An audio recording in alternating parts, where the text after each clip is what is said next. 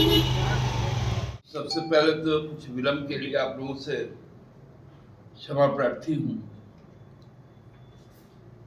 मूल विषय जो पहले दिन से हम लोग कह रहे थे कि चुनाव आयोग ने जिस बात को कहा कि हम लेवल प्लेइंग फील्ड देंगे, सबको समान अवसर देंगे, वो बातें अब प्रहसन के रूप में सामने आ रही है। इसकी आशंका हम लोगों को पहले से थी और आज वो फलीभूत भी। जब गढ़वा जिस विधानसभा संख्या 80 वहां के जो भारतीय जनता पार्टी के जो अधिकृत प्रत्याशी हैं श्री सत्येंद्र नारायण तिवारी, सत्येंद्र नाथ तिवारी, उन्होंने जो अपना पर्चा दाखिल किया, उस पर्चा का जो एक बहुत महत्वपूर्ण अंग है शपथ पत्र, जिसको हम लोग फॉर्म 26 बोलते हैं। और उस फॉर्म 26 के बारे में चुनाव आयोग का ये बड़ा सख्त मैंडेटरी डिक्लेरेशन है कि आप उसका एक भी कॉलम छोड़ नहीं सकते। दूसरा है, वो ड्यूली अटेस्टेड होना चाहिए, चाहे एग्जीक्यूटिव मजिस्ट्रेट से या नोटरी पब्लिक से, और हर पेज में उसका सिग्नेचर एंड सील होना चाहिए। तीसरा है कि जो डेपोनेंट होता है, मतलब जो प्रत्याशी है जो एफिडेविट कर रहा है, उसकी सहमति प्रति पन्ने पे होनी चाहिए। और जो कायदे कानून कहते हैं कि आप यदि चुनाव लड़ रहे हैं, एक तो आप लाभ के पद पर ना हो, आप पे कोई संगीन अपराध के तहत सजायाफ्ता ना हो,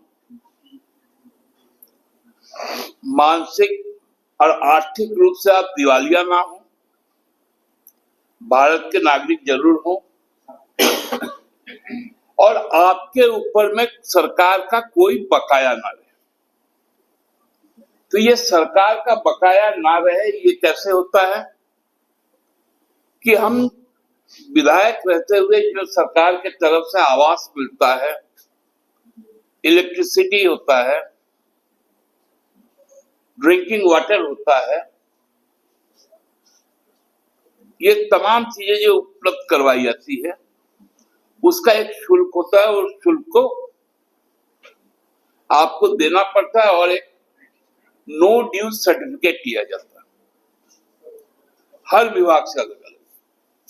भवन निर्माण विभाग देखिए, जो सरकारी आवास है, जो हमारा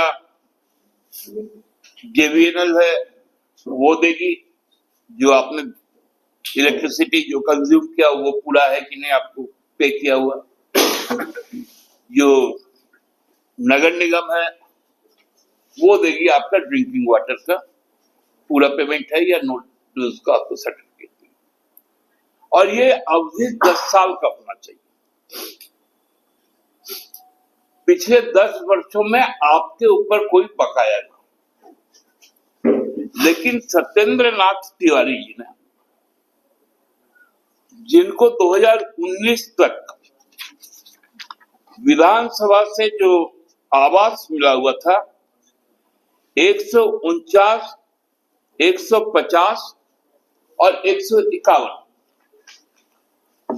ये 3 कमरे उनको अलॉट थे। उन्होंने जो 2019 में जब अपना नामांकन किया तो उसमें उन्होंने कहा कि मेरे पास नो ड्यूज सर्टिफिकेट है, और उन्होंने प्रोड्यूस किया।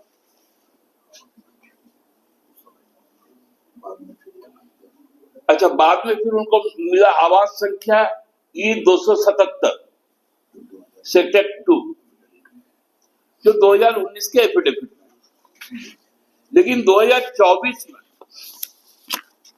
उन्होंने अपने जो फॉर्म 26 भरा है उसमें इस बात का जिक्र नहीं किया, और 2024 का 19 से 24 में मात्र 5 साल का वक्त, जबकि कानून कहता है कि आपको 10 साल का देना, आपने दिया नहीं। और वहां के रिटर्निंग अफसर पे जब हमारे निर्वाचन अभिकर्ता के द्वारा, हमारे उम्मीदवार के द्वारा इस बात को उठाया गया तो उन्होंने उसको मानने से इनकार कर दिया। हमें जब मालूम चला तो हम लोगों के पास में ये सूचनाएं आई, ये हमारे रिसोर्स के हैं, कि भारत निर्वाचन आयोग के किसी पदाधिकारी ने उनको कहा भाजपा का पर्चा है तो उसको रिजेक्ट नहीं करना, और यदि भाजपा के खिलाफ किसी और का पर्चा है तो माइक्रोस्कोप के नीचे डाल के उसको स्कैन करना। उसमें एक बिंदी भी यदि ऊपर कहीं लग गया होगा पेन का पर्चा भरते समय तो उसको रिजेक्ट कर देना। ये सच्चाई है भारत निर्वाचन आयोग कि हमारे द्वारा लिखित वहां पर आपत्ति दर्ज की गई, लेकिन निर्वाचित पदाधिकारी ने उसको संज्ञान में नहीं लिया। तो आप बताइए, ये लेवल प्लेइंग ग्राउंड फेज 1 से ही शुरू हो गया।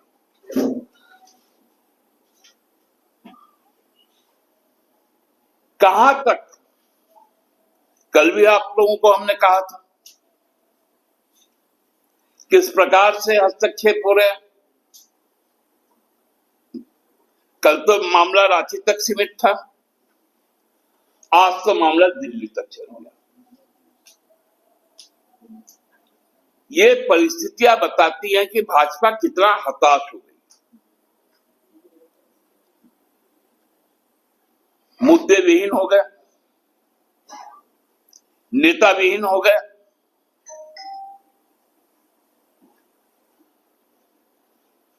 उनको अब केवल और केवल षड्यंत्र का सहारा,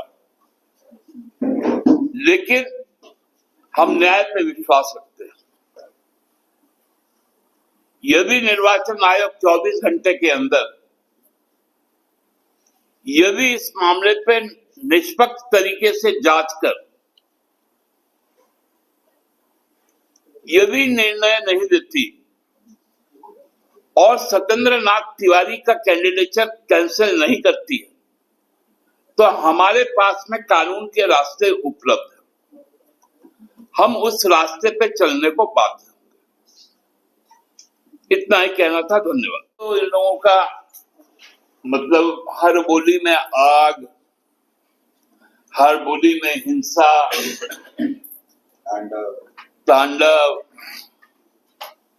और हेमंत बिस्वा शर्मा यदि क्या है हनुमान, तो वहां तो हनुमान एक लड़ी रहा है।